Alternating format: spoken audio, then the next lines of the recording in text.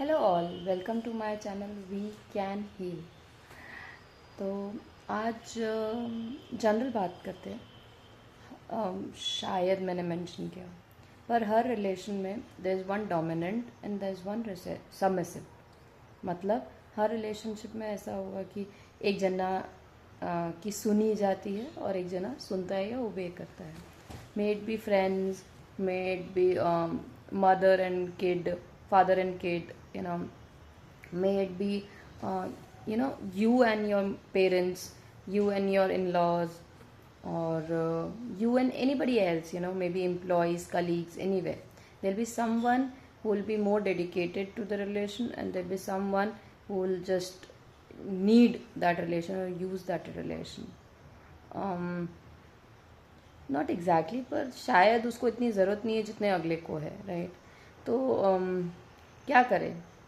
अगर हम हर चीज़ में अपनी लगाते हैं तो नेक्स्ट जो आपके साथ में जो दूसरा पार्टनर है उस रिलेशन में, वो एक पॉइंट पे जाके इफ़ इट्स लॉन्ग, मतलब अगर लॉन्ग लास्टिंग रिलेशन है तो वो बहुत फ्रस्ट्रेट और इरिटेट हो जाएगा और वो आपकी नहीं सुनेगा। तो I really believe in balance. अब इसमें कैसे बैलेंस करें? कभी होए कभी नहीं होए, नहीं, यू डिसाइड योर एरियाज। इधर मैं अपने पर्सनल लाइफ से कुछ एग्जांपल लेना चाहूँगी, पर ना मैं किसी को डीमीन करना चाह रही हूँ, ना मैं किसी को प्रेस करना चाह रही हूँ। For example, I am bad at bargaining, but my husband is very good at bargaining.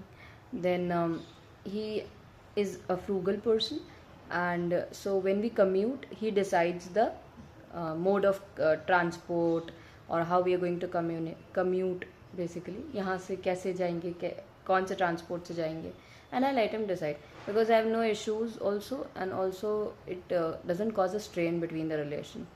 In some cases, जैसे in cases of planning things, in cases of managing things, I am a pro, so he listens. He is a very good person with computer, and how can you say, shortcuts of things, like on the laptop, how you can reach from here to there in 2 seconds. He knows them a lot better than me. So just listen. I have any issues with related to apps or something, I listen to him. So there's basically, that's what I want to tell you. Even if you are, I'm not talking about age wise, but there will be some places where the other person is pro, or very good at, and there will be some places where you are good at. So if you want a long lasting relation with no ego clashes, find your niches. आपके और उनके या तो divide कर लो या separate out कर लो कि इस दो चीज़ों में मैं अच्छी हूँ तो मेरी ही सुनेंगे, और इस दो चीज़ों में जो भी 4 5 whatever लिस्ट इज़, उन चीज़ों में आप अच्छे हो तो आपकी सुनेंगे. और उसमें it's nothing about surrendering, it's nothing about कि आप अपना सेल्फ रिस्पेक्ट खो रहे हो, इट्स नथिंग अबाउट कि आप कुछ भी उसमें गलत या वैल्यू बेस्ड भी रॉन्ग नहीं है. ओके, तो आप ऐसे निशेस को नेगोशिएट कर लीजिए.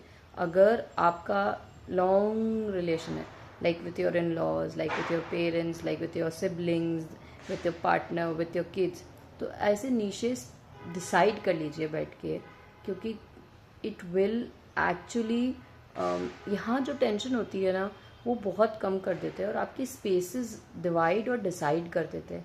तो आपको बहुत ज़्यादा पुल पुश नहीं करना पड़ता है, तो वो बहुत सारी एनर्जी और बहुत सारा बोलते हैं ना थॉट प्रोसेस सेव करता है. तो आपके साथ अगर कोई ऐसा रिलेशन है जिसमें डोमिनेंट होने की लड़ाई है, या जिसमें बोलते हैं ना छोटी सेम बातों पे क्लैशेस होते हैं, तो decide your niches.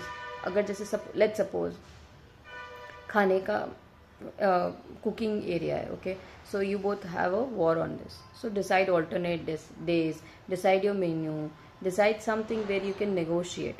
Negotiation will be a very good solution in the long run. Okay, take care, please heal, negotiate, balance, surrender, they all lead to a loving relation. Take care.